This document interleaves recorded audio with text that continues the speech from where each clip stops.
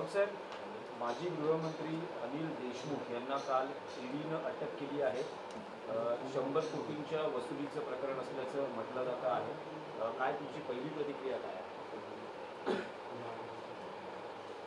दुर्दैवी आहे. अनिल देशमुख हे एक न्यायालयीन लढाई लढत होते. ती लढाई अद्याप संपलेली नाही आहे. ही अटक माझ्या माहितीप्रमाणे जे काही मला समजतं कायद्याला धरून नाही आणि त्याहीपेक्षा नीतिमत्तेला धरून नाही. श्री देशमुख यांच्यावर जे आरोप करणारे लोक आहेत ते आरोप करून पळून गेले नाहीये, त्यांना पळून लावलेलं आहे. आणि कोणीही देशाबाहेर जो पळून जातो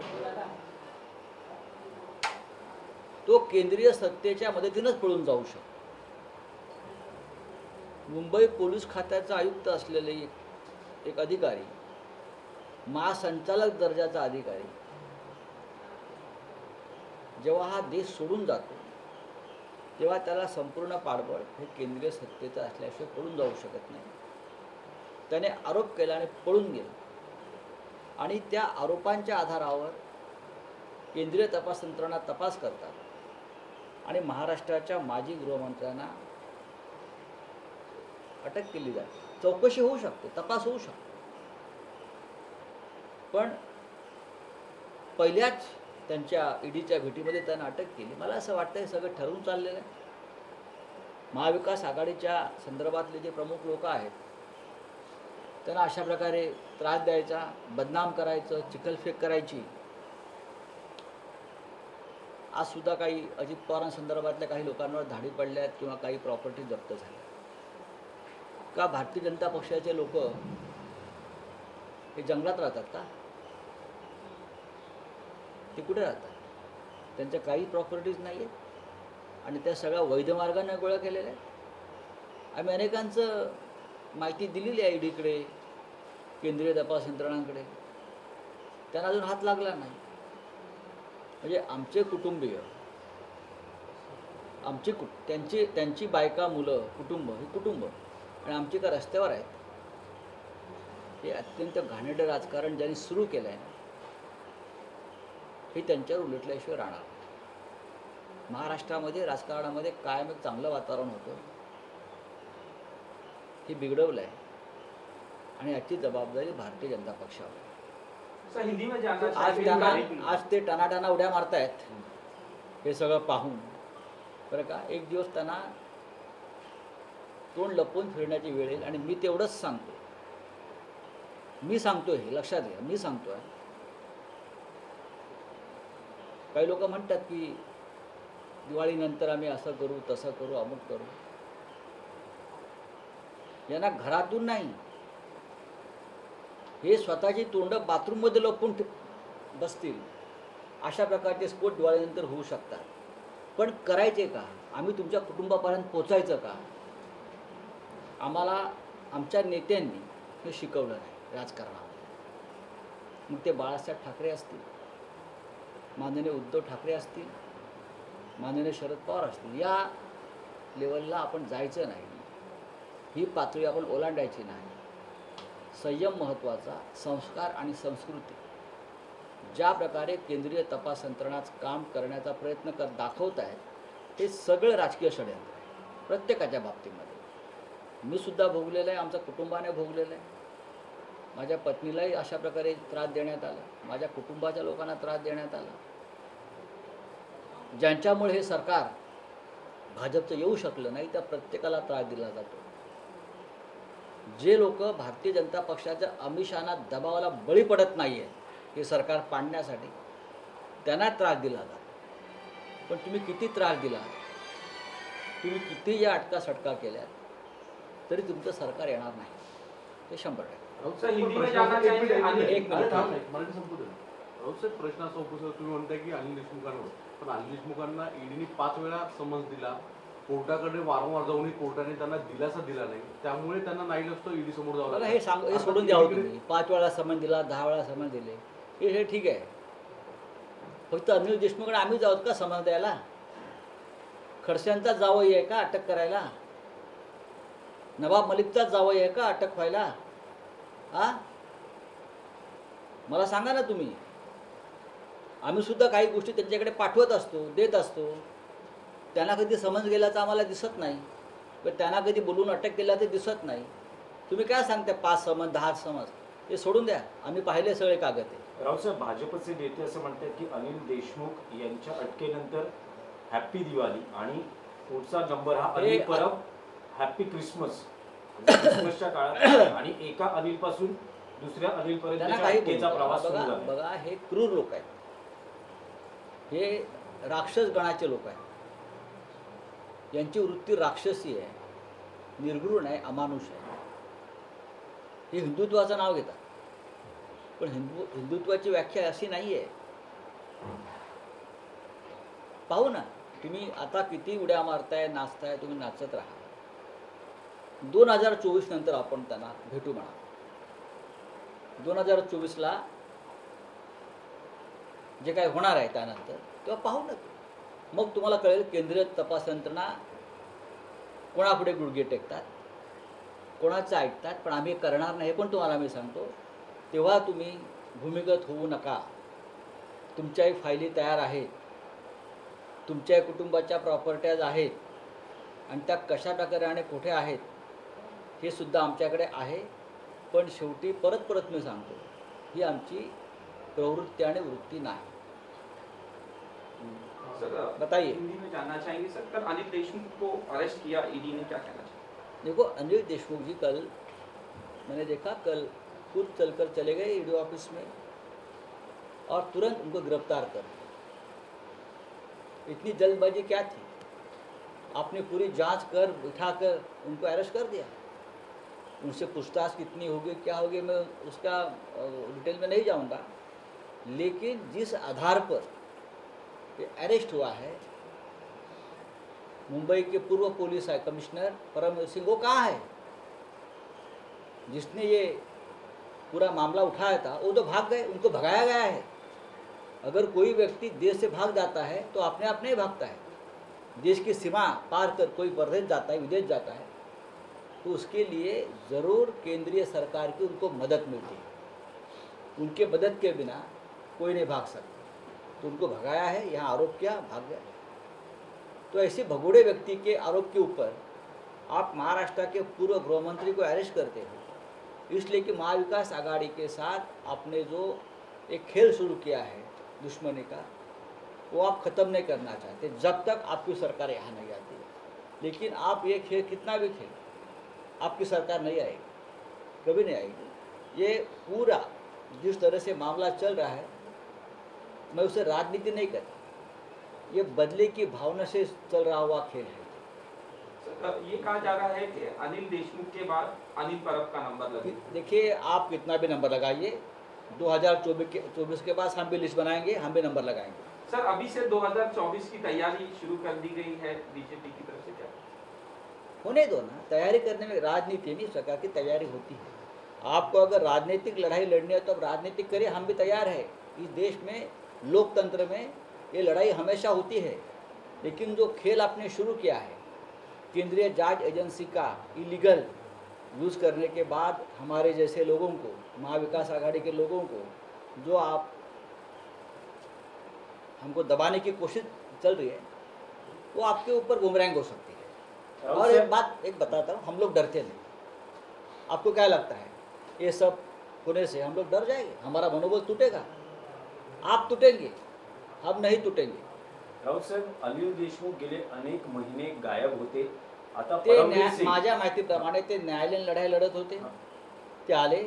आता या ईडीची जबाबदारी आहे जो तक्रारदार आहे त्याला समोर आणणे. नाही, ते तुमच्यामध्ये परमवीर तुम्ही जर सिंग एवढे हे देशाच्या बाहेर गेल्याच्या बातम्या येऊ लागताच अनिल देशमुख हे ईडी समोर हजर झाले, याला योगायोग मानावा का? ईडीने त्यांना समोर उभं करावं. ज्या तक्रारीवरती हा सगळा डोलारा उभा आहे खटल्याचा, ही जबाबदारी केंद्रीय तपास यंत्रणांची आहे, ही जबाबदारी गृहमंत्रालयाची आहे. ही परमवीर सिंग जे तक्रारदार आहे, ज्याच्यावरती या महाराष्ट्राच्या गृहमंत्र्यांना, माजी गृहमंत्र्यांना तुम्ही अटक करता, तुम्ही त्यांना परमवीर सिंगना घेऊन या मुंबईमध्ये. तुम्ही विजय मल्ल्याला आणू शकला नाही, तुम्ही नीरव मोदीला आणू शकला नाही, तुम्ही मेहुल चोक्सीला आणू शकला नाही. निदान परमवीर सिंगला तरी आणा. तो तर भारतीय पोलीस सेवेतला एक वरिष्ठ अधिकारी आहे. तुमचं नाक कापून तो पळून गेला अधिकारी. रावसाहेब, असं म्हटलं जातं की परमवीर सिंग हे बेल्जियममध्ये आहेत. महाराष्ट्र सरकारकडे किंवा तुमच्याकडे काय माहिती आहे की ते खरंच देशाबाहेर पळून गेले आहेत का, की नाही, देशातच आता आहे? तुम्ही दावाही केला की ते बाहेर गेले, तर तुमच्याकडे काही त्या संबंधित पुरावे आहेत? कारण साहेब, दुसरा प्रश्न की परमवीर सिंग यांना राज्याच्या बाहेर जाणं, म्हणजे राज्य तारनीवाल आयोग आहे, दुसरीकडे ठाणे पोलिसांनी त्यांना संबंध दिला होता, लुकआउट नोटीस काढली होती, हे सगळं करूनही राज्य सरकार अपयशी ठरलं का परमवीर नाही नाही नाही, बघा लुकआउट नोटीस, बघा रेड कॉर्नर नोटीस, राज्याबाहेर या देशामध्ये या राज्यातून त्या राज्यात जायला कोणावरही बंदी नाही.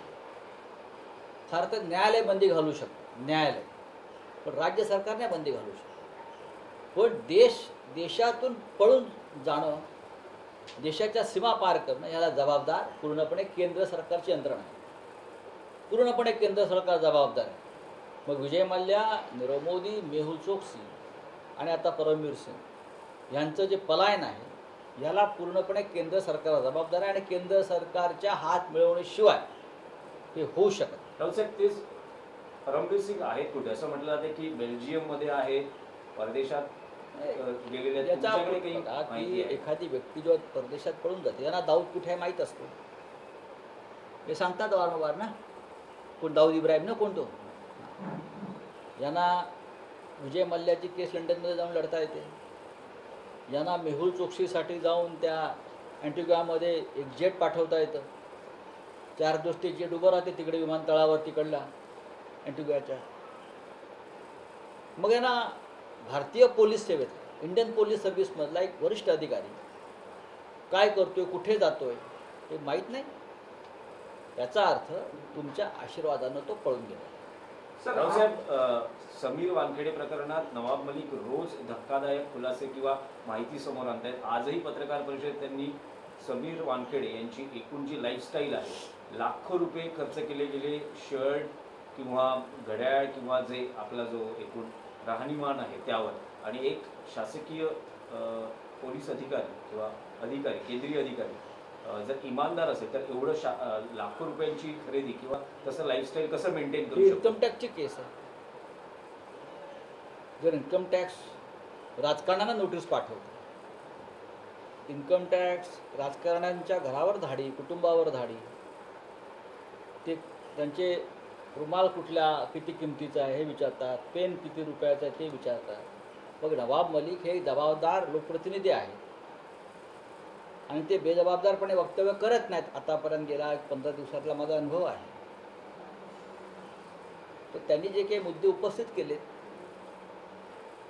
त्या संदर्भात आयकर विभागानं त्याच्यावरती स्वतः सुमोटो कारवाई करायला हरकत नाही, जर तुम्ही एवढे कार्यक्षम आणि कर्तव्यदक्ष आणि निपक्षपाती असाल तर. रावसाहेब, आज 2 निवडणुकांचा निकाल लागतो. एक तर दादरा नगर हवेली, त्याच्यामध्ये शिवसेनेची प्रतिष्ठा सगळ्यात मोठी आहे. प्रतिष्ठा मोठी आहेच, आम्ही जिंकतो आहे. जे आता माझ्याकडे जी माहिती येते त्यानुसार देगलूरला सुद्धा महाविकास आघाडीचे उमेदवार विजयी होत आहेत आणि माझ्या आतापर्यंतच्या माहितीनुसार दादरा नगर हवेली येथे शिवसेनेचे उमेदवार कलाबेन देलकर यांनी चांगली आघाडी घेतलेली आहे. महाराष्ट्राबाहेर मी सतत म्हणतो आहे, एक जागा जी पहिली आम्ही जिंकतोय, खातं खोलतोय, ते दादरा नगर हवेलीमध्ये असेल आणि तिथून सुरुवात होईल आमची देशात पसरण्याची. सर, आपने कहा परमवीर सिंह को भगाया गया है, जैसे विजय माल्या हो गए, मेहुल चोक्सी हो गए, क्या कहना? मैंने कहा ना, देखिए अगर कोई देश की सीमा पार करता है, विदेश में जाता है इलीगल, उनके पास कोई वीज़ा नहीं है, वो इमिग्रेशन क्रॉस करके नहीं गया होगा, तो अगर केंद्रीय जांच एजेंसी उनको मदद नहीं करती, केंद्रीय यंत्रणा उसको मदद नहीं करती, तो कैसे भाग सकता है? भाग गया है ना, उसको भगाया है, उसके ऊपर लुकआउट नोटिस है. अब रेड कॉर्नर नोटीस जारी करी केंद्र सरकार ने. फडणवीस असं म्हणाले आहेत की दिवाळीनंतर मोठे राजकीय फटाके फुटतील. दिवाळीची वाट बघायची गरज नाही आहे. खरं म्हणजे फटाक्यावर बंदी आहे, फटाक्यावर बंदी आहे, फटाके कमी वाजताय, तुम्ही आत्ताच फोडून टाका फटाके, काय हरकत नाही. राजकारणामध्ये व्यक्तिगत लढाई असू नये, लढाई राजकीय असावी, वैचारिक असावी, भूमिकांची असावी. आणि मी परत सांगतो की राजकारणाला सुद्धा कुटुंब असतात, राजकारणाला सुद्धा त्यांचं आयुष्य असतं. तुम्ही एकमेकाच्या कुटुंबापर्यंत कोणी पोहोचायचा प्रयत्न करा की दुसरा वार प्रतिवार करतो, याची तयारी आपण सगळ्यांनी ठेवली पाहिजे. महाराष्ट्राच्या राजकारणाचा सगळ्यात मोठा जर वैशिष्ट्य असेल तर ते संस्कार आणि संयम. गेल्या काही दिवसापासून हे दोन्ही गुण हे दुर्गुण झालेले आहेत, तुटलेले आहेत. हे दुर्दैव आहे. चला, सर, देवेंद्र फडणवीस ने कहा दिवाली के बाद धमाका करेंगे. मैंने कहा कि आजकल फटाखे के ऊपर बहुत जगह पर बैन है, निर्बंध है फटाखे फोड़ने के ऊपर. तो पूरा माहौल खाली है, फटाखे कहाँ बज रहे? तो अभी बजा दीजिए फटाखे. मलिक साहब ने कहा है, नवाब मलिक जी ने, दिवाली ख़त्म होने का इंतज़ार करने की ज़रूरत नहीं है. अगर आपके पास बम है तो आप फोड़ दीजिए, नहीं तो आपके हाथ में फूट जाएगा. तुमच्या हातात फुटेल नाही तर तो. सीमा भागावर एक प्रश्न आहे की कर्नाटकचे मुख्यमंत्री मुंबई असं म्हणालेले आहेत की सीमा प्रश्न हा कधीच संपला आहे आणि जो मुंबई कर्नाटक हा जो तिकडचा काही एक प्रांत आहे त्याला कित्तूर कर्नाटक असं त्याचं नामांतर किंवा असं नाव देण्याची तयारी कर्नाटक सरकारनं सुरू केली. मुळात महाजन आयोगानं कर्नाटकचा जो भाग महाराष्ट्राला दिलेला आहे तो मामला अद्याप जिवंत आहे. महाजन आयोग, न्यायालय, त्याच्या पलीकडे जो भाग आहे द्यायचा आम्हाला, त्याच्यावर ते वाद सुरू, त्याच्यामुळे तो संपलेला नाही आहे. सर्वोच्च न्यायालयामध्ये जोपर्यंत प्रकरण आहे तोपर्यंत ते प्रकरण जिवंत आहे. जोपर्यंत सीमा भागातल्या लोकांची महाराष्ट्रात येण्याची इच्छा प्रबळ आहे तोपर्यंत हा प्रश्न संपलेला नाही. धन्यवाद.